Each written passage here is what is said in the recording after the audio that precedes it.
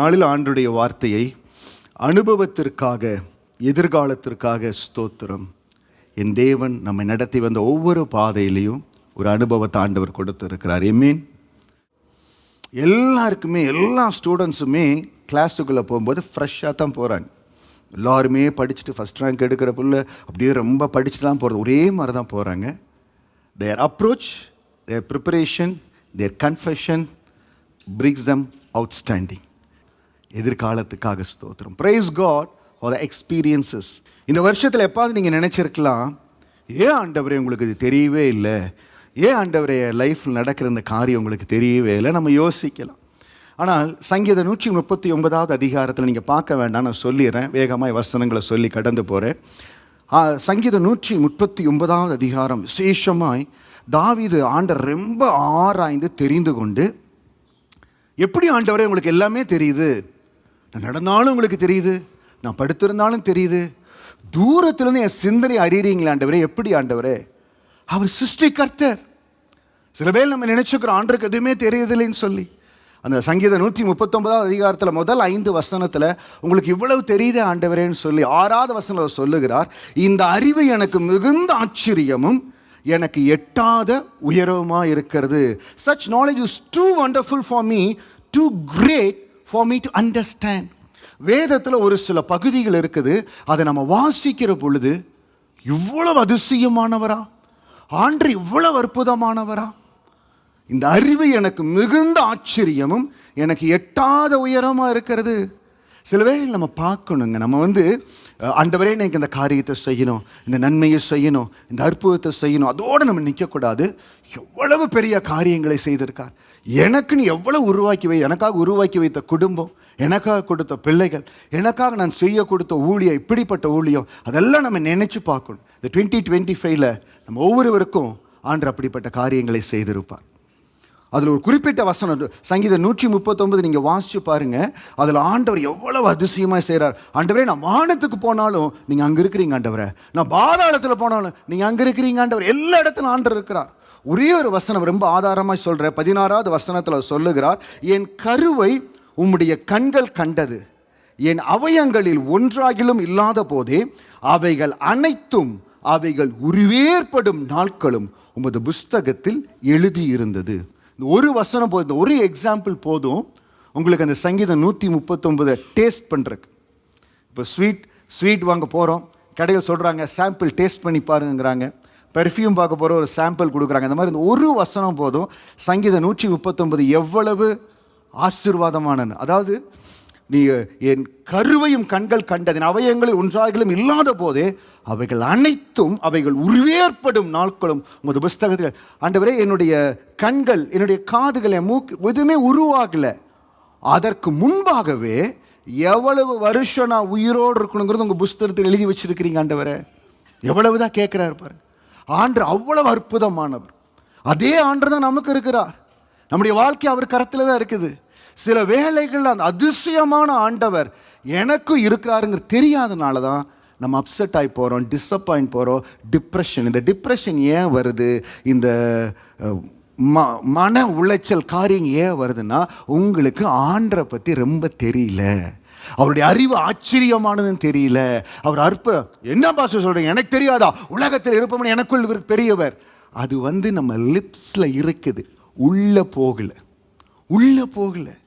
அதுதான் உலக பிரசித்தி பெற்ற ஒரு அம்மையார், ஜாய்ஸ் மேயர் போல ஈக்குவலண்ட் யூரோப்பில் இருக்கிற ஒரு அம்மையார், அருமையான சகோதரர் எசேக்கியா பிரான்சிஸ் அவர்களை அவங்க ஊருக்கு, அவங்க தேசத்துக்கு அழைத்த பொழுது அவங்ககிட்ட கேட்டிருக்கிறாங்க, நீங்கள் பண்ண பிரசங்கம் எல்லாமே எங்களுக்கு எல்லா வருஷம் தெரியும். ஊழியக்காரங்க, விசுவாசிகளில் ஊழியக்காரங்க, பிரசித்தி பெற்ற ஊழியக்காரங்க, அவங்க சொன்ன வார்த்தை, நீங்கள் சொன்னது எல்லாமே எங்களுக்கு எல்லாமே தெரியும், ஆனால் எங்கள் மைண்டில் இருந்ததை நீங்கள் இந்த 3 நாள் உள்ளே கொண்டு போயிட்டீங்கன்னாங்களாமா. அவர் சொன்னார், அதுதான் எனக்கு ஒரு திருப்தி, தேவனுக்கு செய்கிற ஊழியம். இன்னைக்கு சங்கீதம் 139 ஆழத்தை தெரிஞ்சிட்டா ஒரு நாள் நீங்கள் டிப்ரெஸ் ஆக மாட்டீங்க, ஒரு நாள் மனசு விட்டு போக மாட்டீங்க. ஆண்டவர் எனக்கு வைத்திருக்கிற காரியங்கள் பெரியது. ஹல்லேலூயா. அந்த சங்கீதம் 139 எல்லாம் வாசிச்சுட்டு கடைசியில் 2 வசனம் சொல்கிறாரு பாருங்க, அந்த வசனம் நமக்கு இன்னைக்கு அப்படியே பொருந்தும். நம்மளும் அந்த வசனத்தை சொல்லணும். சங்கீதம் 139 வசனம் 23, 24. Psalm 139 verse 23, 24. I encourage every one of you to go back and read the whole Psalms. சங்கீதம் 139 எல்லாரும் நீங்கள் வீட்டில் போய் வாசிக்கணும்னு ஆசைப்படுறேன். கடைசி 2 வசனத்தை வாசிக்கலாம், 23, 24. தேவனே என்னை ஆராய்ந்து என் இருதயத்தை அறிந்து கொள்ளும், என்னை சோதித்து என் சிந்தனைகளை அறிந்து கொள்ளும். Search me, O God, and know my heart. Test me and know my anxious thoughts. என்னை ஆராய்ந்து பாருங்க ஆண்டவரே, என்னை சோதித்து பாருங்க ஆண்டவரே. Take some time, ஆண்டவரிடத்தில் கேளுங்க, சோதித்து பாருங்க, என்னை ஆராய்ந்து பாருங்க ஆண்டவரே. வேதனை உண்டாக்கும் வழி என்னிடத்தில் உண்டோ என்று பார்த்து நித்திய வழியிலே என்னை நடத்தும். Point out anything in me that offends you and lead me along the path of everlasting life. Point to me if anything offends you. இன்னைக்கு நம்ம குடும்பத்தில் பேசுகிறோம், நண்பர்கள் மத்தியில் பேசுகிறோம், சபையில் பேசுகிறோம், அவங்க பேசுனது என்னை அஃபென்சிவ் பண்ணிட்டாங்க, என்னை அஃபெக்ட் பண்ணிட்டாங்க. ஒரு சின்ன வார்த்தை அஃபென்ஸ் ஆயிடுச்சு, நான் அஃபெக்ட் ஆகிட்டேன் அப்படின்னு சொல்கிறோம். ஏதாவது நேரத்தில் ஆண்டவரே வேதனை உண்டாக்கும் வழி என்னிடத்தில் உண்டோ என்று பார்த்து நித்திய வழியில் நடத்தும். தயவு செய்து ஆண்டவரே point out anything in me that offends you. என்னுடைய சிந்தனைகளில், என்னுடைய நடக்கைகளில், என்னுடைய காரியங்களில் ஏதாவது நான் உங்களை அஃபெண்ட் பண்ணியிருக்கேன் ஆண்டவரே. கேட்கணும், நம்ம உட்கார்ந்து ஆண்டுகிட்ட கேட்கணும். அப்படி கேட்குற பொழுது ஏதாவது இருந்தால் ஆண்டு சொல்லுவார். எப்போவுமே நான் எல்லா நேரத்துலையுமே நாம் அப்படியே நெகட்டிவாக இருக்கணும். I'm not the type of teacher. What I'm saying is take time, try it out. ஆண்டவரே ஏதாவது இருக்கா ஆண்டவரே, நான் பார்க்குறேன், இடத்துல கேட்குறேன். ஏன்னா அப்பப்போ நான் எங்காவது சில காரியங்கள் பண்ணும்பொழுது அப்பப்போ எனக்கு குட்டு விழுகுது ஆவியான இடத்துலேருந்து. அப்பப்போ கடிந்து கொள்ளுகிறார், அப்பப்போ கரெக்ட் பண்ணுறார். ஏன்னா ஊழியக்காரன் ஆன் த பால் இருக்கணும், ஸ்ட்ரைட்டாக இருக்கணும். அப்பப்போ கடிந்து கொள்ளுகிறார். அப்போ நான் தெரிகிறேன் எங்கெங்கே சரியாகணும், எங்கே நான் அவரை அஃபெண்ட் பண்ணுறேன். அது நம்ம வாழ்க்கையில் வரணும். என்ன பண்ணணும்? we have to make ourselves more sensitive to Holy Spirit. ஆவியானவர் கடிந்து கொள்ள, ஆவியானவர் கரெக்ட் பண்ண, ஆவியானவர் குட்டுவார், கடிந்து கொள்ளுவார். அதற்கு இடம் கொடுக்கணும். இன்னைக்கு நீங்கள் சொல்லணும், ஆண்டவரே தாவீது அந்த சங்கீதம் 139:6 சொல்கிறாரு, உங்கள் அறிவு ஆச்சரியமானது, எப்பேற்பட்ட அறிவு ஆண்டவர் எல்லாம் சொல்லிட்டு, ஆண்டவரே ஏதாவது வேதனை உண்டாக்குற வழி இருந்ததுன்னா please tell me, point to me anything in me that offence you. ஆண்ட இடத்துல கேளுங்க. ஏதாவது நான் உங்களை அஃபெண்ட் பண்ணுறேன்னா அப்பா இடத்துல கேட்டு அதை சரி செய்யும்படியா ஆண்டு ஒரே ஒரு காரியத்தான் சொல்லுவார். நீதிமொழிகள் 23:26 படி, என் மகனே உன் இருதயத்தை எனக்கு தா, உன் கண்கள் என் வழிகளை நோக்குவதாக. அப்படி நான் பார்க்கணும்னா என்ன செய்யணும்னா, my son give me your heart, my daughter give me your heart, let your eyes observe my ways. என் இருதயத்தை உங்களுக்கு தான் ஆண்டவர் கொடுத்துருக்கிறேன், நீங்கள் தான் இருதயத்துக்குள்ள இருக்கிறீங்க. இல்லை, சில வேளை இருதயத்தை நம்ம பிடிச்சி வச்சுருக்கிறோம், அவர் கரத்தில் கொடுக்கல. தொடர்ந்து வருகிற வசனங்கள் உங்களோடு பேச போகிறோம் பாருங்க, நமக்கே தெரியும். ஓ ஆமாம், இந்த இடத்துல இருதயத்தை அவர்கிட்ட கொடுக்கலையே ஆண்டு இடத்துல. அதான் ஆண்டு சொல்கிறாரு, என் மகனே உன் இருதயத்தை எனக்கு தா, என் மகளே உன் இருதயத்தை எனக்கு தா, give me your heart. உன் இருதயத்தை எனக்கு தாப்பா, எனக்கு விருப்பம். ஒரு குடும்பத்தில் 8 பசங்க இருக்கிறாங்க, அதில் 7 பேர் வாட்ட சாட்டமாக நல்லா கம்பீரமாக நல்லா படிச்சிருக்கிறாங்க. ஆண்டு சவுலுக்கு ஒரு ரீப்ளேஸ்மெண்ட் பார்க்கணும், பார்க்குறாரு. எந்த இறுதியுமே அவருக்கு பிடிக்கல. கடைசியாக ஒரு பையன் இருக்கிறான், அவன் சின்ன வயசு, அவன் பெரிய பலமெல்லாம் ஒன்றும் இல்லை, ஆனால் அவன் இறுதியும் ஆண்டுக்கு அவ்வளவா பிடிச்சிருந்தது. 7 பேர் அபிஷேகம் முடியா சாம்பேல் போகிறார். ஆண்டு சொல்கிறார், இவன் இல்லை, இவன் இல்லை, இவன் இல்லை. கடைசியாக போது இவன் தான் அபிஷேகங்கிறார். ஆண்டுக்கு ரொம்ப பிரியம், அந்த மகன் மேலே ஆண்டுக்கு ரொம்ப பிரியம். அந்த இருதயத்தை ஆண்டு எடுத்துக்கிட்டார். இன்னைக்கு ஆண்டவர் தான் சொல்கிறார், உன் இருதயத்தை எனக்கு தா, உன் கண்கள் என் வழிகளை நோக்குவதாக. இந்த 2025 where there was a failure, where there was a loss, where there was a time delay, just see whether we have looked on to God's ways. Let your eyes observe my ways. உங்கள் வழிகள் என் வழிகள் அல்ல, உங்கள் பாதைகள் என் பாதைகள் இல்லைன்னு Asia புஸ்தகத்தில் ஆண்டவர் சொல்லியிருக்கார். அதுபோல் எங்காவது ஆண்டுடைய பார்வையில் ஆண்டுடைய பாதையில் நடக்காமல் போயிட்டேன்னா, take some time of reflection. ஏதோ இடத்துல லாஸ் ஆயிடுச்சு, ஏதோ இடத்துல டிஸப்பாயின்மெண்ட், இல்லை ஏதோ இடத்துல ரிலேஷன்ஷிப்பில் ப்ராப்ளம், ஏதோ இடத்துல சில காரியங்கள் சரியாக வரல. ஆண்டவருடைய வழியை நான் பார்க்கலையா? கர்த்தருடைய வழியில நோக்கலையா? எதில் நான் சரியா இருக்கணும்? சங்கீதம் 36வது அதிகாரத்தில் 8வது வசனம் சொல்லுகிறது, கர்த்தர் தம்முடைய ஆலயத்தை சம்பூர்ணத்தினால் நிரப்பி இருக்கிறார். அந்த ஆலயத்தில் இருக்கிற சம்பூர்ணம் நம்மை நிரப்புகிறது. சங்கீதம் 36:9 உங்களுக்கு நல்லா தெரியும், ஜீவ ஊற்றும் இடத்தில் இருக்கிறது, உங்களுடைய வெளிச்சத்தில் வெளிச்சம் காணுங்க. அந்த 2 வசனம் நம்மளுக்கு மிக ஆசீர்வாதமாக இருந்தது. இன்றைக்கு 10வது வசனம் மிக ஆசீர்வாதமாக இருக்க போது. சங்கீதம் 36:10 எல்லாரும் வாசிங்க. உம்மை அறிந்தவர்கள் மேல் உமது கிருபையும் செம்மையான இருதயம் உள்ளவர் மேல் உமது நீதியும் பாராட்டி அருளும். Pour out your unfailing love on those who love you. Give justice to those with honest hearts. உன் இருதயத்தை எனக்கு தான் சொன்னார் பாருங்க. தாவீதினுடைய இருதயம் அவருக்கு மிக விருப்பமாக ஏற்றதாக இருந்தது. ஏன் தெரியுங்களா? செவ்வையான இருதயம். சங்கீதம் 36:10 உம்மை அறிந்தவர்கள் மேல் உமது கிருபையும். I need to know my Lord. ஆண்டவனை நல்லா அறிஞ்சு கொள்ளணும். எப்படிப்பட்டவன் அறிந்து கொள்ளணும். எதற்காக என்னை பிடித்திருக்காருன்னு அறிந்து கொள்ளணும். நான் எப்படி வாழணும்னு ஆண்டவர் விரும்புகிறாங்க அறிந்து கொள்ளணுங்க. நம்ம ஒவ்வொருவரும் இப்படித்தான் வாழணும்னு சொல்லி ஆண்டவர் ஒரு பாதையை வைத்திருக்கார். எனக்கு ஒரு பாதையை வைத்திருக்கார், உங்களுக்கு ஒரு பாதையை வைத்திருக்கார். அவரவர்கள் பாதையில் அவரை அறிந்து நடக்கணும். அப்போ என்ன நடக்கும்னா அவருடைய வழிகளை நோக்கும். நமக்கென்று வைத்திருக்கிற பாதை. உம்மை அறிந்தவர்கள் மேல் உமது கிருபையும் செம்மையான இருதயம் உள்ளவேல் உமது நீதியை பாராட்டி. இன்னைக்கு செம்மையான இருதயம் நம்முடைய வாழ்க்கையில் மிக மிக அவசியம். என்னோட கூட சொல்லுங்க, செம்மையான இருதயம். 2 தடவை சொல்லுங்க, செம்மையான இருதயம், செம்மையான இருதயம். இப்போ வண்டி எல்லாம் சர்வீஸ் பண்ணுற மாதிரி கொஞ்சம் ஹார்ட்டை நீங்கள் கொஞ்சம் சர்வீஸ் பண்ணணும். என்ன பண்ணணும்? ஹார்ட்டை சர்வீஸ் பண்ணணும், செவ்வையாக்கணும். என்னென்ன காரியங்கள் எங்காவது கொஞ்சம் கேப் இருக்கா, சில காரியங்கள் சரிப்படுத்தணுமா? சங்கீதம் 78வது அதிகாரத்தில் ஆசாபின் சங்கீதம், அதில் வசனம் 7-8 வாசிக்கலாம். தேவன் மேல் அவர்கள் தங்கள் நம்பிக்கையை வைத்து தேவனுடைய செயல்களை மறவாமல் அவர் கற்பனைகளை கை கொள்ளும்படிக்கும் இருதயத்தை செவ்வைப்படுத்தாமலும் தேவனை உறுதியாய் பற்றி கொள்ளாமலும் இருந்த முரட்டாட்டமும் கலகமுள்ள சந்ததியாகிய தங்கள் பிதாக்களுக்கு அவர்கள் ஒப்பாகாதபடிக்கும் இவைகளை கட்டளையிட்டார். இஸ்ரவேல் ஜனங்களுடைய சந்ததி, எந்த சந்ததி செங்கடலை கடந்து வந்ததோ, ஆண்டு எந்த சந்ததியை கானான் தேசத்துக்குள்ள கொண்டு போனான்னு சொன்னாங்களோ, அவங்க தங்க இருதயத்தை செவ்வைப்படுத்தல, தேவனை உறுதியாய் பற்றி கொள்ளல. தேவனை பற்றி கொள்றதுல ஒரு உறுதி இருக்கணும். ஆண்டவரை பின்பற்ற உறுதியா பின்பற்றணும். இருதயத்தை செவ்வைப்படுத்தணும். இருதயத்தை செவ்வைப்படுத்தணும்னா என்ன பாஸ்டர்? என் இருதயம் நல்லா தான் இருக்குது, ஹார்ட் பீட் நல்லா தான் இருக்குது, செக் பண்ணி பார்க்குற எல்லாம் இருக்குது. ஃபிசிக்கலி எஸ், ஃபிசிக்கலி செவ்வையாக இருக்குது. ஸ்பிரிச்சுவலி தேவனுடைய கண்களுக்கு நம்ம அதுதாங்க முக்கியம். சாமுவேல் சொல்லுகிறார், வாட்ட சாட்டமாக இருக்கிற அபிஷேகம் இல்லை, மனிதனோ முகத்தை பார்க்கிறான், கர்த்தரோ இருதயத்தை பார்க்கிறார். இன்னைக்கு ஏன் இருதயம் ஆண்டுடைய பார்வையில் செவ்வையா இருக்குதா? இந்த வருஷத்தின் கடைசியில் எந்த இடத்துல நான் இன்னும் செவ்வையா ஆண்டைய மேலே நான் அவர் இருதய செம்மையா இருந்தால் உம்மை அறிந்தவர்கள் மேல் உமது கிருபையும் செம்மையான இருதயம் உமது நீதியை பாராட்டி. யாருடைய இருதயம் செவ்வையா இருக்குதோ ஆண்டவர் நீதியை பாராட்டுவார், ஆசீர்வாதத்தை கொடுப்பார். நெகேமியா 9வது அதிகாரம் வசனம் 7-8 ஆபிரகாமை குறித்து சொல்லப்படுகிறது. ஆபிரகாம் எப்படிப்பட்ட ஒரு உண்மையுள்ளவராக இருந்தார்.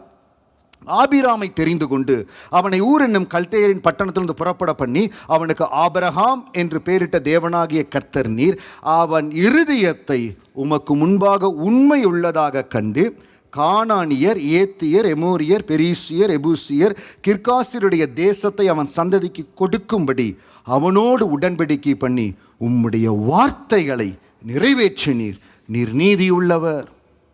ஒரு சிலருடைய வாக்கு நிறைவேறிக்கலாம், ஒரு சிலருடைய வாக்கு தத்தங்கள் ஆன் த வே ப்ராக்ரஸில் இருக்கலாம். நம்முடைய வாக்கு தேவன் நம்மை செவையான இருதயமை பார்க்கறதுக்கு என்ன நினைக்கிறார்? உண்மை உள்ள இருதயம். அவன் இருதயத்தை உமக்கு முன்பாக உண்மை உள்ளதாக கண்டு. இன்னைக்கு இந்த வருடம் முழுவதிலும் தேவனுக்கு முன்பாக நான் உண்மையுள்ள இருதயத்தோடு இருந்திருக்கிறேன்.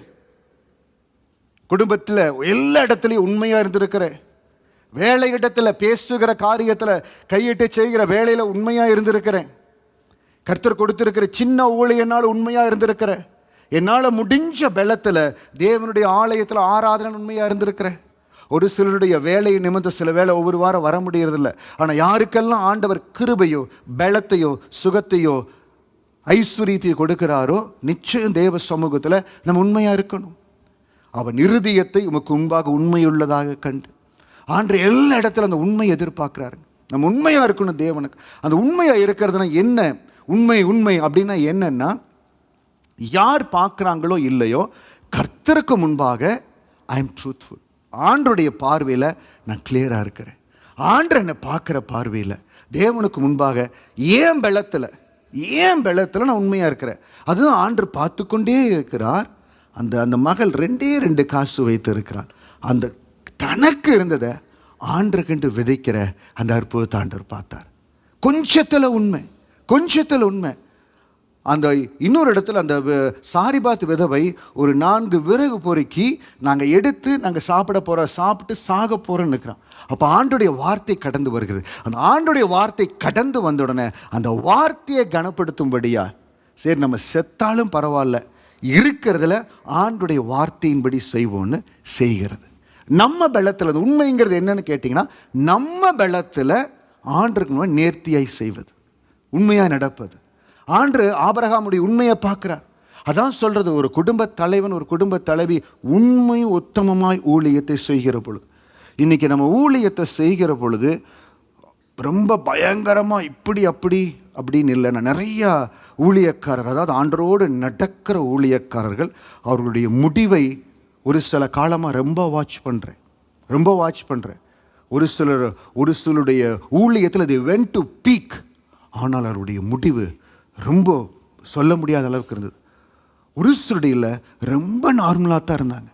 அவங்களுக்கு இருக்கிற பலத்தில் உண்மை உத்தமமாக ஓடினாங்க. இன்றைக்கி அவங்களுடைய சந்ததியை பார்க்குறேன். கர்த்தருடைய மகிமை இந்த சந்ததியை நிரப்பி இருக்குது. இன்றைக்கி நம்ம சந்ததியை கர்த்தர் நிரப்பணும். நம்ம பலத்தில் நம்ம உண்மையாக இருந்துடணும். பான தகப்பன்மாரே தாயாரே, நம்ம பலத்தில் தேவனுக்கு முன்பாக உண்மையாக அந்த மகிமை பிள்ளைகளை நிரப்பு. பாருங்க, ஆபிரகாம் அவனுடைய நாட்கள் உண்மையாக இருந்துட்டு போயிட்டார். அந்த உண்மையான இருதயத்தை கண்டு கானானியர், ஏத்தியர், எமோரியர், பெரிசியர், எபூசியர், கிர்காசியர் தேசத்தை அவன் சந்ததிக்கு கொடுக்கும்படி அவனோடு உடன்படிக்கை பண்ணி உடைய வார்த்தைகளை நிறைவேற்றினீர். ஆபிரகாமுக்கு சொன்னதை அந்த சந்ததியில் ஆண்டவர் நிறைவேற்றினார். இன்னைக்கு நான் எந்த அளவுக்கு உண்மையா இருக்கிறனோ, நம்ம இந்த முதல் தலைமுறை ரகபோத்தில் இருக்கிற இந்த தலைமுறை எந்த அளவுக்கு உண்மையா இருக்கிறோமோ அந்த மகிமை பிள்ளைகளை நிரப்பும். பாஸ்டர், இந்த உண்மை எல்லா நேரத்தில் இருக்குமா?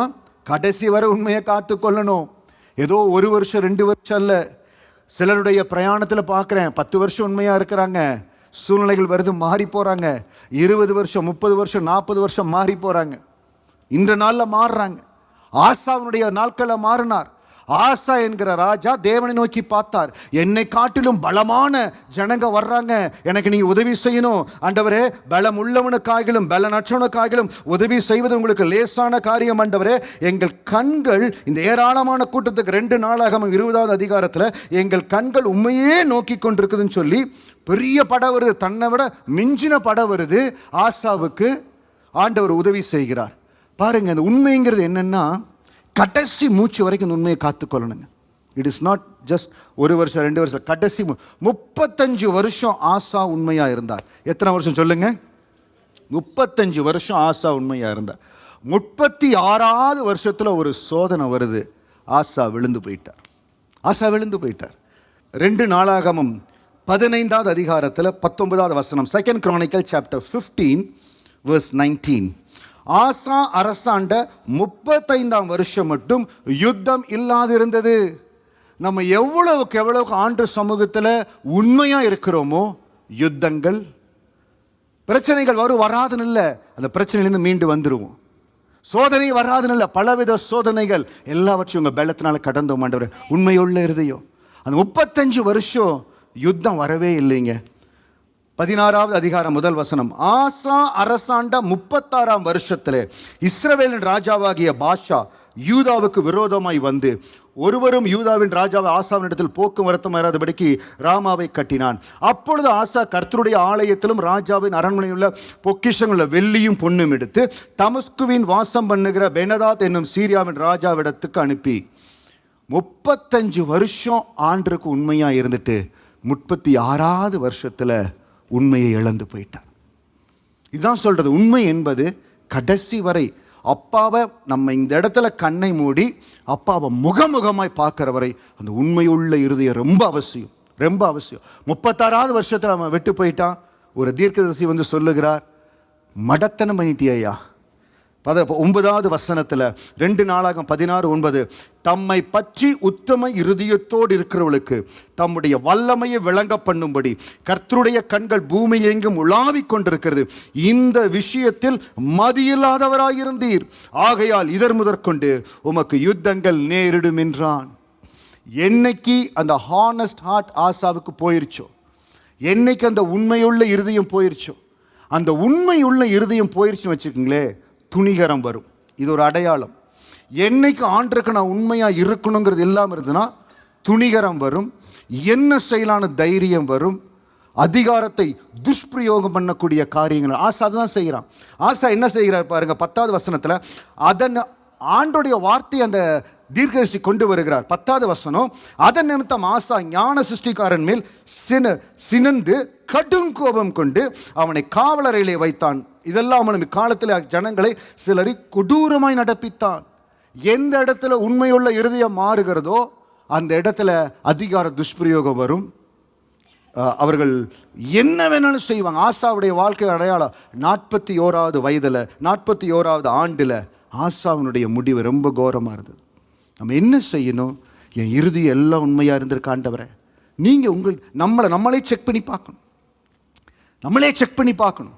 ஜெபத்தில் ஒன்றும் செய்ய வேண்டியதில்லை. நீங்கள் போய் ஆண்டவரே இந்த நாளின் வார்த்தைக்காய் ஸ்தோத்திரம், ஆண்டவரே உண்மையுள்ளவனி கர்த்தர் நேசிக்கான்னு சொல்லுது. இந்த வருஷத்தில் எங்காவது நான் உங்களுக்கு உண்மை இல்லாமல் இருந்திருக்கிறேன்னா, ஆண்டவரே சங்கீதம் 139 அந்த வசனத்தை வச்சு நீங்கள் கேட்கணும். ஆண்டவரே சங்கீதம் 139 24வது வசனம், வேதனை உண்டாக்கும் வழி என்னிடத்தில் உண்டோ என்று பார்த்து நித்திய வழியில் என்ன நடத்துங்க ஆண்டவரே.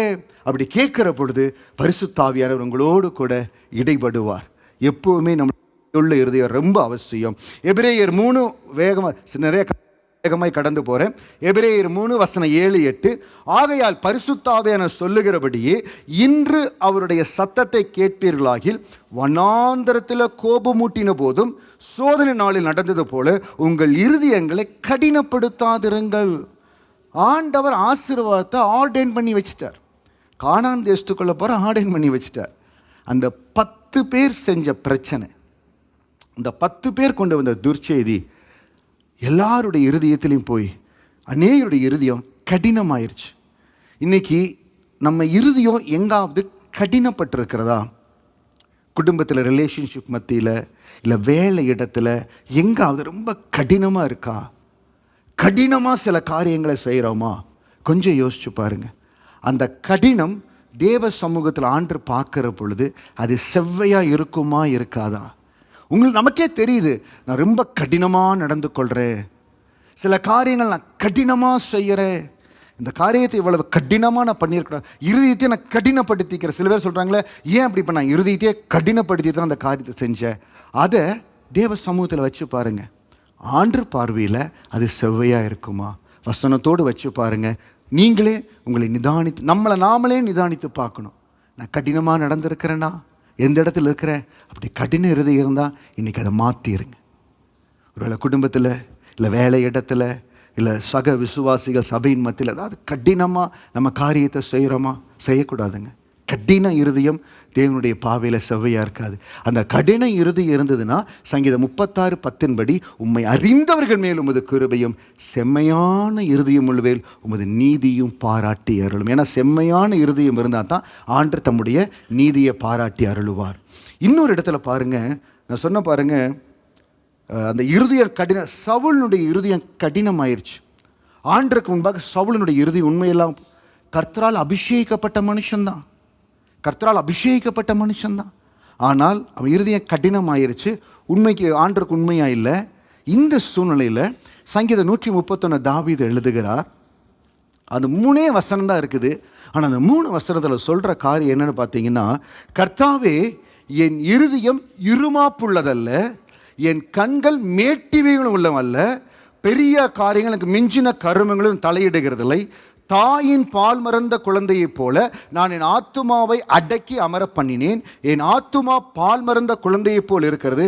இது முதல் என்றென்றைக்கும் இஸ்ரவேல் கர்த்தரை நம்பியிருப்பதாக.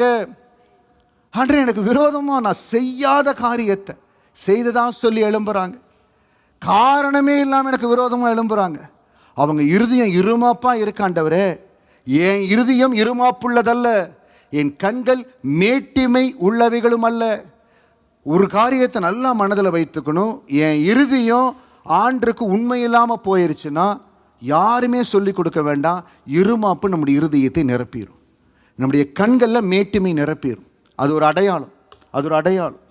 அப்போ என்ன செய்யணும்? பரிசுத்த ஆவியானுடைய ஒத்தாசை நமக்கு இருக்கணும். சொன்ன பாருங்க, அப்பப்போ ஆண்டவர் நம்மளை சரி செய்யணும், நம்மளை சரி செய்யணும். இந்த வருஷத்தில் எங்காவது டிசப்பாயின்மெண்ட்ஸ், ஏதாவது ஒருவேளை இன்டர்வியூ சில இன்டர்வியூ நீங்கள் சரியாக செய்யலை, இல்லை உங்களுக்கு ஒரு சில வாய்ப்பு வந்து இந்த வாய்ப்பை நீங்கள் பயன்படுத்தலை, இதெல்லாம் நான் போய் பண்ண முடியுமா? இப்போ நீங்கள் ரிவ்யூ பண்ணி பார்க்கணும். ஒரு வேளை அந்த வாய்ப்பை நான் வேண்டான்னு சொன்னேன்னா, இல்லை மேட்டிமையினால நான் வேண்டான்னு சொன்னேன்னா, எனக்கு சில காரியத்தை ஆஃபர் பண்ணாங்க, எனக்கு we have to reflect ourselves. நான் சொல்கிறது வந்து அது அப்படியே தப்பாக இருக்கும், பண்ணது தப்புன்னு நான் சொல்ல வரல. Reflect your self. எந்த இடத்துல இந்த 12 மாதத்தில் எந்த இடத்துல ஏன் இந்த காரியம் இன்னும் மாறாமையே இருக்குது, ஏன் மாற்றமே வரல? அன்றே நான் இன்னும் என் இறுதியை செவ்வைப்படணும் ஆண்டவரே, உங்கள் பார்வையில் செவ்வைப்படணுமா? எந்த இடத்துல எனக்கு இருமாப்பு இருக்கக்கூடாது, மேட்டுமை இருக்கக்கூடாது. இஸ்ரவேல் கர்த்தரை நம்பி இருப்பதாக. நான் பெருமைப்பட மாட்டேன் ஆண்டவரே, எனக்குள்ள அந்த மேட்டுமை இருக்காது, நீங்கள் என்னை காத்துக்கொள்ளணும் ஆண்டவரே. சங்கீதம் 51:17-18. தேவனுக்கு கேட்கும் பலிகள் நொறுங்குண்ட ஆவிதான். தேவனே, நொறுங்குண்டதும் நறுங்குண்டதுமான இருதயத்தை நீர் புறக்கணியீர்.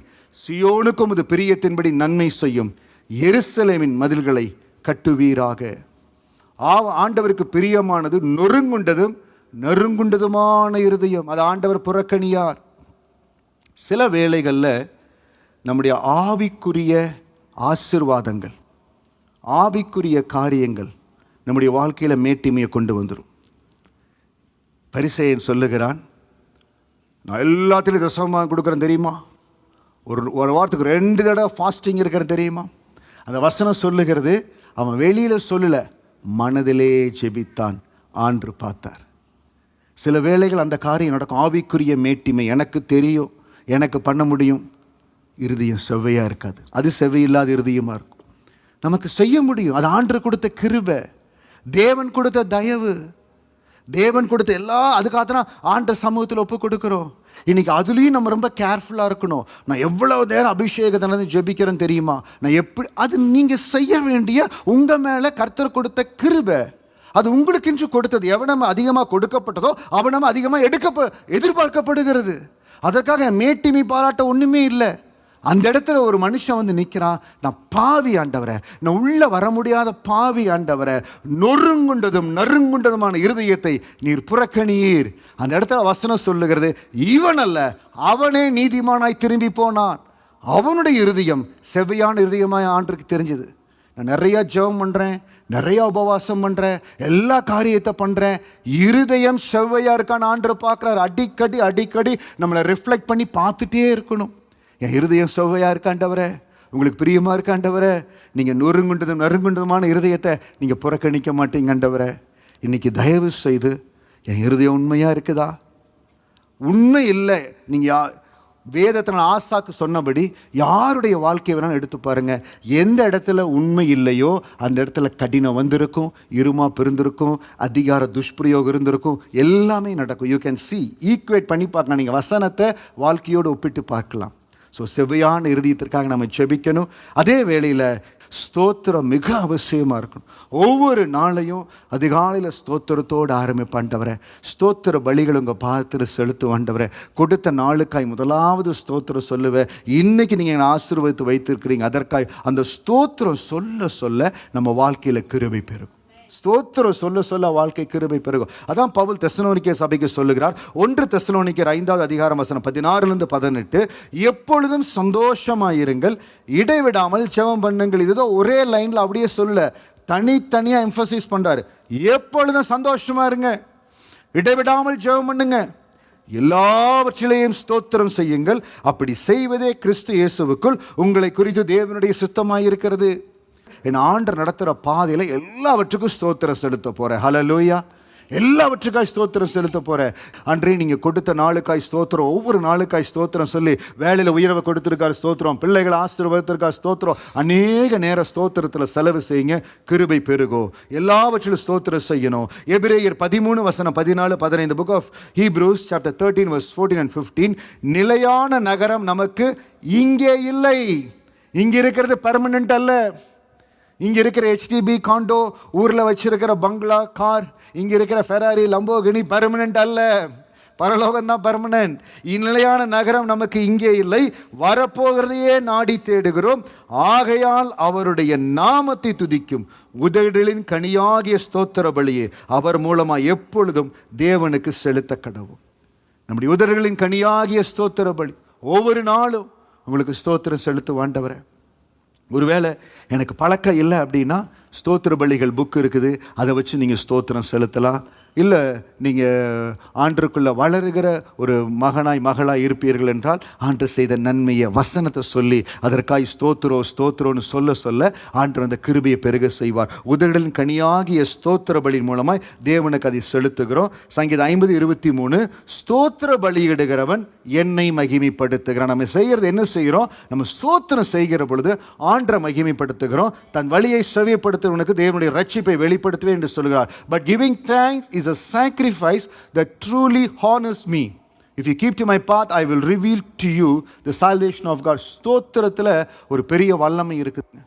ஸ்தோத்திரத்தில் பெரிய அதிகாரம் இருக்குது. எத்தனை பேத்துக்கு போன தடவை நான் சொன்ன ஒரு சாட்சி கிருபாசன ஊழியம் ஞாபகம் இருக்குது? கன்னியாகுமரியில் கிருபாசனம்னு ஒரு ஊழியம் இருக்குது. யாராவது சொன்ன சாட்சி ஞாபகம் இருக்கா உங்களுக்கு? சரி, ஒரு சிலருக்கு இருக்க, ஒரு சிலருக்கு திருப்பி சொல்கிறேன். அந்த கிருபாசனம் ஊழியத்தினுடைய ஸ்தாபகர் ஒரு சாது ஐயா. அந்த ஐயா எப்போவுமே ஸ்தோத்ரம் ஸ்தோத்ரம் ஸ்தோத்ரம் சொல்லிட்டு இருப்பாராம். அவர் ஒரு பொருத்தனை பண்ணினார். நான் சொன்ன பாருங்க, அநேக பரிசுத்தவான்கள் அவர்கள் எடுக்கிற அந்த உடன்படிக்கை ரொம்ப டிஃப்ரெண்ட். பணத்தை என் கையால் தொடமாட்டேங்கிற அவருடைய பொருத்தனை. சொல்லுங்கள், பணத்தை நான் கை தொட்டு எடுக்க மாட்டேன், மற்றவங்க எடுத்துக்கங்க, நான் பணத்தை தொடமாட்டேன். அப்போவே அப்போ கார்டு யூஸ் பண்ணாரா பாஸ்ட்? அப்போ கார்டெல்லாம் இல்லை, கார்டு இல்லை, கேஷ்லெஸ் இதெல்லாம் இல்லை. அவர் பொறுத்துனா பணத்தை தொடமாட்டேன். அவர் இருக்கிற ஊரில், கன்னியாகுமரி நான் சொல்கிறது, அவர் இருக்கிற ஊரில் ஒரு இடத்துல பஸ் ஏறுவார். ஸ்தோத்ரம் ஸ்தோத்ரம் தாடி வச்சுருப்பாராம், ஸ்தோத்ரம் அப்படின்னு ஏறுவாராம். அவர் ஏறினார்னா அவர்கிட்ட டிக்கெட்டே கேட்க மாட்டாங்க. அவர் ஒரு ஃபியூ ஸ்டாப்ஸ் போய் அவர் இறங்கிடுவார். அன்னைக்குன்னு பார்த்து ஒரு புது கண்டக்டர் வந்திருக்கார். அவர் ஸ்தோத்ரம் ஸ்தோத்ரம் மேலே ஏறிக்கிறார். டிக்கெட் கேட்டிருக்கார். டிக்கெட் எடுங்க சாமி, ஸ்தோத்ரம் ஸ்தோத்ரம்னு இருக்கார். காசு கொடுத்து டிக்கெட் எடுங்க ஒன்றுமே சொல்ல. அவர் கையை பிடிச்சி கீழே இறக்கி விட்டுட்டார். அவர் இறங்கி போய் ஸ்தோத்ரம் ஸ்தோத்ரம்னாராமா. அவ்வளவு நேரம் நல்லா போன வண்டி அவர் இறங்கின உடனே வண்டி ஸ்டார்ட்டே ஆகலையாமா. ஸ்டார்ட் ஆகலின்னு சொன்ன உடனே அங்கே இருக்கிறவங்களாம் சொன்னாங்களாம்மா, யார் சாமி அவர் கீழே இறக்குனது? ஆனால் ஊரில் அப்படின்னா சொல்லுவாங்க, யார் அவர் கீழே இறக்குனது? கண்டக்டர், அறிவிலே உனக்கு அவரை அப்படி பண்ணக்கூடாது, போய் கூப்பிட்டு சொல்லி மன்னிப்பு கேட்டு வாங்கய்யா உள்ளே இறங்கின. ஸ்தோத்ரம் ஸ்தோத்ரம் கால் வச்சாரு, ஆன் பண்ணாங்க, வண்டி ஸ்டார்ட் ஆயிடுச்சு. ஸ்தோத்திரத்தில் ஒரு வல்லமை உண்டு, ஸ்தோத்திரத்தில் வல்லமை உண்டு. அதே அவர் அந்த சாது ஐயா அவர் கன்னியாகுமரியில் இருக்கார். தூத்துக்குடியில் அவருக்கு ஒரு மீட்டிங் ஆர்கனைஸ் பண்ணியிருக்கிறாங்க. தூத்துக்குடி கொஞ்சம் தூரம் இருக்குது, அங்கே ஆர்கனைஸ் பண்ணிக்கிறாங்க. ஊரில் அடிக்கடி 144 போடுவாங்க. ஏதாவது பிரச்சனை ஆச்சுன்னா 144 அப்படின்னா வெயிட்டு யாருமே வரக்கூடாது, போலீஸாக இருக்கணும். உடனே போலீஸ் எல்லா பக்கம் சுற்றிட்டு இருக்கும். உடனே அந்த இடத்துல அந்த பாஸ் நினச்சிருக்காரு, 144 போட்டாங்க, நான் வேறு 3 நாள் கூட்ட வச்சுருக்கிறேன், என்ன பண்ணுறதுன்னு தெரியல. கூப்பிட்டு ஃபோன் எடுத்து, ஐயா சாரி இங்கே 144 போட்டாங்க, ஸ்தோத்ரம் அப்படின்ட்டு இருக்காரு. என்ன நடக்குன்னு தெரியல, ஸ்தோத்ரம் அப்படின்னு ஃபோனை வச்சுட்டாராமா. அதுக்கு மேலே அவர்கிட்ட பேச முடியாது. சில பரிசுத்தவான்கிட்டலாம் ஒரு அளவுக்கு தான் பேச முடியும், ரொம்பலாம் பேச முடியாது. வெள்ளி சனி ஞாயிறு மீட்டிங். வியாழக்கிழமை ஒரு 10 மணிக்கு கதவை தட்டுறாங்க. பஸ் ஓடாது, எதுவுமே ஓடுறதில்ல, யாரும் வர முடியாது. எந்த இதுலேயும் இப்போ எல்லாம் தனி ஜெட்டில் போகிறாங்க, அந்த மாதிரிலாம் போக முடியாது, எதுவுமே நோ சர்வீஸ். 10 மணிக்கு கதவை தட்டு பாஸ்ட்டு போய் திறக்கிறாரு. ஸ்தோத்ரம் ஸ்தோத்ரம்ட்டு அவர் நடந்து வர்றார். எப்படின்னா ஆவியானவர் அவர் டிரான்ஸ்போர்ட் பண்ணியிருக்கிறார். அந்த மாதிரி காரியங்கள் நடக்குது, ஆவியானவர் டிரான்ஸ்போர்ட் பண்ணுவார். இது நிறைய நேரம் அதில் ட்ரைனிங்லாம் பேச வேண்டிய காரியம். அது என்ன சொல்கிறேன்னா, அந்த ஸ்தோத்திரத்தினால கிருபை பெருகும். பாஸ்டர் எனக்கு இந்த காரியம் நடக்கணும், நான் ஸ்தோத்திரம் செஞ்சால் இந்த காரியம் நடக்குமா? நீங்கள் ஆண்டுகிட்ட நீங்கள் 1-to-1 ஆண்டுகிட்ட பேசி, அன்றே எனக்கு இந்த காரியம் நடக்கணும். ஒரு நாள் 1000 ஸ்தோத்திரம் சொல்கிறது உங்களுக்கு கஷ்டமாக இருக்கலாம். 100 ஸ்தோத்திரத்தில் ஆரம்பிங்க. ஆண்டவரே இந்த நாளில் இருந்து 100 ஸ்தோத்திர தினம் சொல்கிறேன். ஆண்டவரே ஒரு அற்புதத்தை செய்யுங்க. ஸ்தோத்திர பலியிடுகிறவன் என்னை மகிமைப்படுத்துகிறான். நீங்கள் என்ன செய்கிறீங்களோ அதில் ஆண்டரை மகிமைப்படுத்துறீங்க. கொல்லேசியர் 2:6-7 சொல்லுகிறது, ஆகையால் நீங்கள் கர்த்தராகிய கிறிஸ்து இயேசுவை ஏற்றுக்கொண்டபடி, எல்லாரும் வாசிங்க, ஆகையால் நீங்கள் கர்த்தராகிய கிறிஸ்து இயேசுவை ஏற்றுக்கொண்டபடியே அவருக்குள் வேர் கொண்டவர்களாகவும் அவர் மேல் கட்டப்பட்டவர்களாகவும் அவருக்குள் நடந்து கொண்டு நீங்கள் போதிக்கப்பட்டபடியே விசுவாசத்தில் உறுதிப்பட்டு ஸ்தோத்திரத்தோடே அதிலே பெருகுவீர்களாக. இப்போ நான் சொன்னது கதை இல்லை, உண்மையான நடந்த சாட்சி உங்களுக்கு சொல்கிறேன், கிருபாசனம் சாதுவையை பற்றி. இப்போது அதே போல் நம்ம ஆவிக்குரிய வாழ்க்கையிலையும் அந்த ஸ்தோத்திரத்தில் நம்ம பெருகணும். நாளுக்கு நாள் அந்த ஸ்தோத்திர பலிகளை நம்ம பெருகணும். உங்கள் பாதத்தில் ஜெபிக்கணும்ப்பா. அதுதான் கொலேசியர் 2:6 அதான் சொல்லுகிறது, அவருக்குள் வேர் கொண்டவர்களாகவும். நம்ம சும்மா அப்படியே மேலோட்டமாக இருக்கக்கூடாதுங்க. கர்த்தருடைய ஆலயத்தில் நாட்டப்படணும். அவருடைய ஆலயத்தில் நாட்டப்பட்டால் தான் தேவனுடைய பிரகாரங்களை செழித்திருக்க முடியும். நீங்கள் அவருக்குள் வேர் கொண்டவர்களாகவும் அவர் மேல் கட்டப்பட்டவர்களாகவும். இன்னைக்கு ஒரு சிலர் பார்த்து கேட்குறாங்க, அப்போ அப்படியா நீங்கள் எவ்வளோ நாள் ரெகபோத்தில் இருக்கிறீங்க? ஒரு ஃபியூ இயர்ஸ் சொல்கிறீங்கன்னு வச்சுக்கிங்களேன், உங்களுக்குள்ள ஒரு லெவல் ஆஃப் ஸ்பிரிச்சுவல் லெவல் அவங்க எதிர்பார்க்கணும். உங்களை வச்சு தான் ஃபிக்ஸ் பண்ண போகிறாங்க. நாளைக்கு ஒரு சில வருடங்கள் ஓட போகுது. எங்கேருந்து வரீங்க? ரெகபோத்தில் அந்த இதை கொண்டு வரணும். அப்படி கொண்டு வரணும். எப்படி? வேர் கொள்ளணும். அவர் மேல் கட்டப்பட்டவர்களாக அவருக்குள் நடந்து கொண்டு நீங்கள் போதிக்கப்பட்டபடியே விசுவாசத்தில் உறுதிப்பட்டு ஸ்தோத்திரத்தோடு அதில் பெருகுவீர்களாக. அன்றே நாங்கள் ஸ்தோத்திரத்தில் பெருகணும். ரோமர் 1:21, அவர்கள் தேவனை அறிந்தும் அவரை தேவன் என்று மகிமைப்படுத்தாமலும் ஸ்தோத்தரியாமலும் இருந்து. வசனத்தை வாசிங்க. ரோமர் 1:21, அவர்கள் தேவனை அறிந்தும் அவரை தேவன் என்று மகிமைப்படுத்தாமலும் ஸ்தோத்தரியாமல் இருந்து தங்கள் சிந்தனைகளாலே வீணரானார்கள். உணர்வில்லாத அவர்களுடைய இருதயம் இருளடைந்தது. பாருங்க, உணர்வில்லாத இருதயம். இருதயத்தில் உணர்வில்லை, உண்மை இல்லாமல் போயிடும், இருளடைஞ்சு போயிடும், வீணான காரியங்களை சிந்திக்கும். ஏன் ஃபெல்லோஷிப் தப்பா போகுது? சிந்தனை வேற இடத்துல போகுது. சரியான ஃபெல்லோஷிப், உங்களை பலப்படுத்துகிற, ஆவிக்குள் கட்டுகிற, ஆவிக்குள் வளர்க்கிற ஃபெல்லோஷிப்பா இருக்கணும். அவரை தேவன் என்று மகிமைப்படுத்தாமலும் ஸ்தோத்தரியாமலும் இருந்து. யாரெல்லாம் ஸ்தோத்திரம் பண்ணாமல் இருக்காங்களோ, யாரெல்லாம் தினமும் வேதம் வாசிக்காமல் இருக்காங்களோ, யாரெல்லாம் தேவ சமூகத்தில் நேரத்தை செலவழிக்காமல் இருக்காங்களோ, அவங்களுடைய சிந்தனையில் வீணராய் போகக்கூடிய அபாயம் இருக்கிறது. We have to be very cautious. ஆண்டவரை ஸ்தோத்தரிக்கணும், மகிமைப்படுத்தணும், தேவனுடைய பாதையில் நடக்கணும். அப்படி நடக்கத்தான் தேவன் பெரிய காரியங்களை செய்வார். ஆசாவனுடைய மகன் யோசபாத் கடந்து வந்தான். அந்த யோசபாத்துக்கு ஆண்டவரை துதிக்கிறத, ஸ்தோத்தரிக்கிறத குறித்து ஒரு பெரிய வெளிப்பாடு இருந்தது. அதே போல் தன்னுடைய தகப்பனாருக்கு எப்படி கடந்து வந்தாங்களோ அதே போல் எதிராளிகள் பெரிய அளவில் கடந்து வர்றாங்க. 2 நாளாகமம் 20வது அதிகாரம் வசனம் 20லிருந்து 22, அதில் யோசபாத் என்ன செய்கிறார்? அந்த பெரிய படைக்கு புறப்பட்டு போகிறார். அவர் அதிகாலமே எழுந்து தெக்கோவாவின் வனாந்தருக்கு புறப்பட்டு போனார்கள். புறப்படுகையில் யோசபாத், யூதாவே எருசலேமின் குடிகளை கேளுங்கள், உங்கள் தேவனாகிய கர்த்தரை நம்புங்கள், அப்பொழுது நிலைப்படுவீர்கள், அவருடைய தீர்க்கதரிசி நம்புங்கள், அப்பொழுது சித்தி பெறுவீர்கள் என்றான். பின்பு அவன் ஜனத்தோடு ஆலோசனை பண்ணி பரிசுத்தமுள்ள மகத்துவத்தை துதிக்கவும் ஆயுதம் அணிந்தவர்களுக்கு முன்பாக நடந்து போய் கர்த்தரை துதியுங்கள், அவர் கிருபை என்றும் உள்ளது என்று பாடவும் பாடகரை நிறுத்தினான். 22வது வசனம் எல்லாரும் சத்தமா ஒரு விஷயம் வாசிங்க.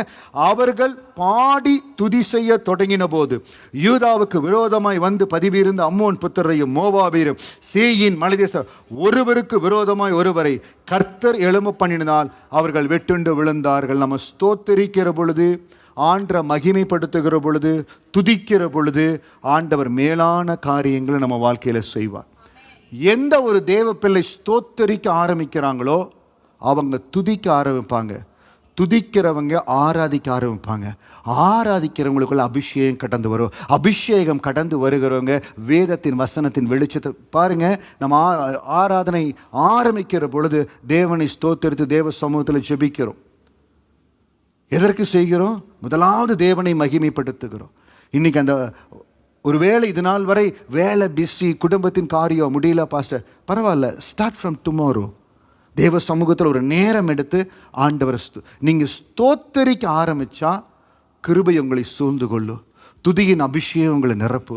நீங்கள் துதிக்க ஆரம்பித்தா ஆவியானவர் உங்களை ஆராதனைக்குள் இழுத்து செல்வார். நீங்கள் ஆராதிக்க என்னென்ன மாற்றங்கள் நடக்கணுமோ ஆவியானவர் நமக்குள்ளே செய்வார். இருதயம் செவ்வையாய் மாறும். அந்த அபிஷேகத்தோடு நீங்கள் வேதத்தை வாசிக்கிற பொழுது அந்த வசனத்தில் இருக்கிற ஜீவன் உங்களுக்குள்ளே கடந்து போகும்.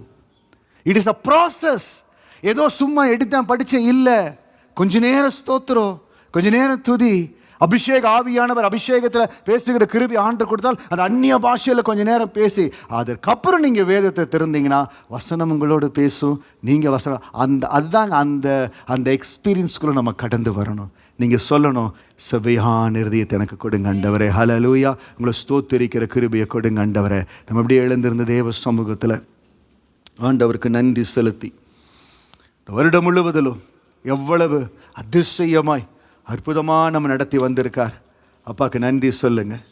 ஆண்டவரே, என்னை நடத்தி வந்த இந்த அறிவு எனக்கு மிகுந்த ஆச்சரியமும் எனக்கு எட்டாத உயரமாக இருக்குது ஆண்டவரே. மிகுந்த ஆச்சரியம் ஆண்டவரே, எட்டாத உயரமாக இருக்குது ஆண்டவரே. வேதனை உண்டாக்கும் வழி என்னிடத்தில் உண்டோ என்று பார்த்து நித்திய வழியில் நீ நடத்தும் ஆண்டவரே. Point out anything in me that offence you. தேவ சமூகத்தில் உபவாசம் எடுத்து ஆண்டவரே, point out anything in me that offence you and lead me along the path of everlasting life. நித்திய வழியில் என்னை நடத்தும்படியாக ஒப்புக் கொடுக்கிற ஆண்டவரே. நீதிமொழிகள் 23:26 படி ஆண்டவரே, இருதயத்தை உங்களுக்கு கொடுக்கிறேன், என் கண்கள் உங்கள் வழிகளை நோக்க ஆண்டவரே. இந்த இருதயத்தில் எத்தனையோ காரியங்களை போட்டு போட்டு போட்டு யோசித்து கவலைப்பட்டு நிறைய காரியங்களை நான் போட்டு ரொம்ப கஷ்டப்படுத்திட்டு ஆண்டவரே. நீதிமொழிகள் 12:25 சொல்லுகிறது, மனுஷனுடைய இருதயத்துள்ள கவலை அதை ஒடுக்கும், நல்வார்த்தையோ அதை மகிழ்ச்சியாக்கும். சில காரியங்களுக்கு நீங்கள் இவ்வளோ கவலைப்பட்டுக்க வேண்டியதே இல்லை. ஏன் உங்கள் டைம் அவ்வளோ வேஸ்ட் பண்ணீங்க? உங்கள் ஹார்ட்டை ஏன் அவ்வளவு யூஸ் பண்ணி அந்த காரியத்துக்கு அவ்வளோ கவலைப்பட்டீங்க? நீதிமொழிகள் 12:25 சொல்லுகிறது, மனுஷனுடைய இருதயத்தோட கவலை அதை ஒடுக்கும். இன்னைக்கு யாருக்கு கவலை, யாருக்கு டிப்ரெஷன், யாருக்கு காரியம் வரும்னா, சங்கீதம் 139 இருக்கிற அந்த ஆச்சரியமானவரை, அந்த அதிசயமானவரை, கருவில் நான் உருவாகும் முன்பாகவே என்னுடைய அவயங்கள் எல்லாம் உருவேற்படும் நாள் மட்டும் அவருடைய புஸ்தகத்தில் எழுதியிருக்கிறாரே, அந்த அற்புதமானவரை, அந்த அதிசயமானவரை என்னுடைய கண்கள் எல்லா இடத்துல என்னை பார்த்து கொண்டிருக்குது. நான் நடந்தாலும் படுத்திருந்தாலும் எல்லாவற்றிலும் நீங்க அறிந்திருக்கிறீங்க ஆண்டவரே. என்னை யாராய்ந்து அறிந்திருக்கிறீங்க ஆண்டவரே. An understanding how big is my God, how great is my God, அது தெரிஞ்சிருச்சுன்னா நம்ம கவலைப்பட மாட்டோங்க. அதற்கு பதிலாக என்ன செய்வோம்? துதிக்க ஆரம்பிப்போம். முதலாவது ஸ்தோத்தரிக்க ஆரம்பிப்போம். சேனைகளின் கர்த்தர் என்னோடு இருப்பதற்காய் ஸ்தோத்திரம்.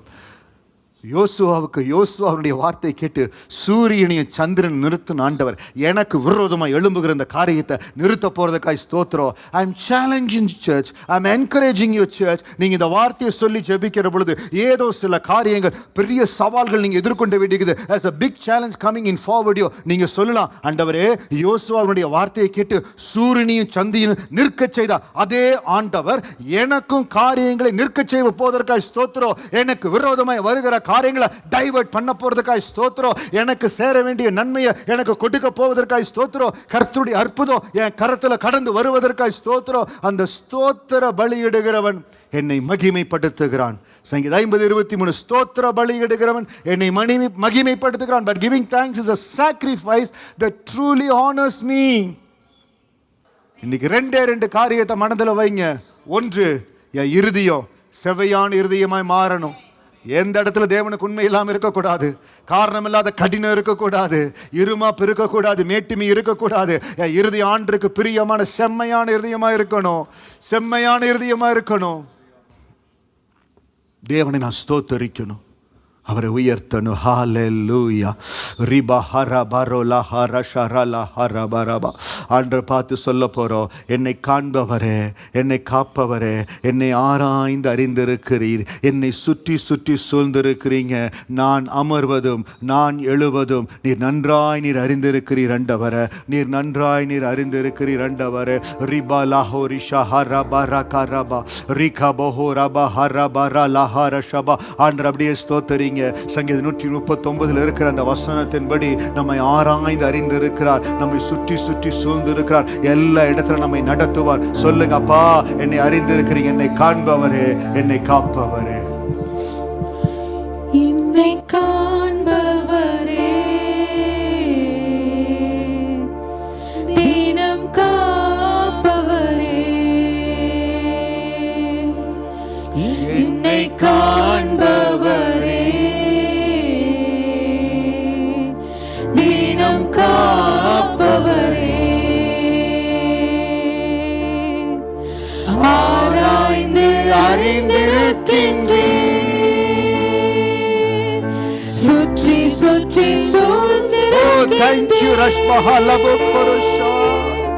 ஆராய்ந்து அறிந்திருக்கின்றேன்.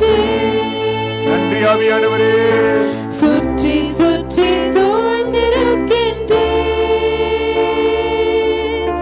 நான் அமர்வதும் நான் எழுவதும், நான் அமர்வதும் நான் எழுவதும் நன்றாய் நீர் அறிந்திருக்கின்றீர், நன்றாய் நீர் அறிந்திருக்கின்றீர். என்னை காண்பவரே, தினம் காப்பவரே, என்னை காண்பவரே, தினம் காப்பவரே. ஏசப்பா, நன்றியோடு உம்மை ஸ்தோத்திரிக்கிற ஆண்டவரே. கர்த்தருடைய கரம் ஆண்டு முழுவதும் எங்களை நடத்தி வந்ததற்காய் நன்றி. ஒவ்வொருவர் ஆண்டவரோடு பேசுங்க. ஆண்டவரே, இருதயம் சுவையான இருதயமாய் இன்னும் மாறும்படியா நம்ம ஒவ்வொரு இருதயமும் ஒரு லெவல்ல ஒவ்வொரு ஸ்டேஜில் செவையாய்த்தான் இருக்குது. செவையான இருதயம் இருக்கிறதுனால தான் தேவனுடைய ஆலயத்தில் இருக்கிறோம், தேவனை ஆராதிக்கும்படியா இருக்கிறோம். எவ்வளவோ தடைகள் மத்தியில், காரியங்கள் மத்தியில் தேவனுடைய ஆலயத்துக்கு ஓடோடி வந்திருக்கிறோம். லைவ்ல தேவனுக்காக உண்மையா உட்கார்ந்து ஆராதனையை பார்த்து கொண்டிருக்கிறோம். நம்ம இருதயம் செவையா இருக்குது. ஆனால் எந்த இடத்துல இன்னும் நான் செவைப்படணும் ஆண்டவரே, இன்னும் புதிய வருத்துக்குள் போவதற்கு முன்பாக எந்த இடத்துல ஒருவேளை நான் அறியாதபடி எனக்குள் இருக்கிற கடினம், ஒருவேளை என்னையும் அறியாமல் எனக்குள் இருக்கிற ஒரு மேட்டிமை, ஏதாவது காரியங்கள் இருந்தா பாயிண்ட் டு மீ மாஸ்டர். ஆண்டவரே, எனக்கு காண்பித்து கொடுங்க.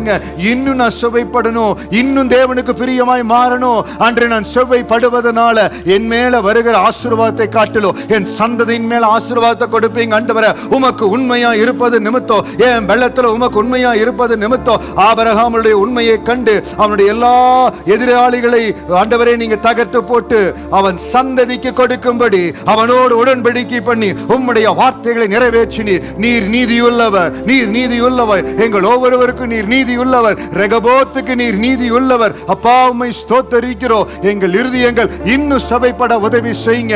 இந்த நாள்ல முடிவு செய்கிறோம். சங்கீதம் 50:23 போல ஆண்டவரே, ஸ்தோத்திர பலி எடுக்கிறவன் என்னை மகிமைப்படுத்துகிறான் என்று சொன்னபடி அந்த ஸ்தோத்திர பலியில் இருக்கிற அந்த வல்லமை எங்க வாழ்க்கையை தொடும்படியா, அந்த வல்லமை எங்க வாழ்க்கையை மாற்றும்படியா, இந்த நாள் இருந்து ஜெப வாழ்க்கையில ஒரு மாற்றம் கடந்து வரும்படியா நான் ஸ்தோத்தரிக்க ஆரம்பிப்பேன். ஸ்தோத்தரிக்க ஸ்தோத்தரிக்க அந்த துதி சத்தம் எழும்போ, அந்த துதியின் வல்லமை எழும்போ, அந்த துதியின் அபிஷேகம் எழும்போ. ஆண்டவரே, அந்த துதியோடு, அந்த அபிஷேகத்தோடு, அந்த ஆராதனையின் வல்லமையோடு வசனத்தை தியானிக்கிற பொழுது என்னோடு கூட நீங்க பேசுவீங்க ஆண்டவரே.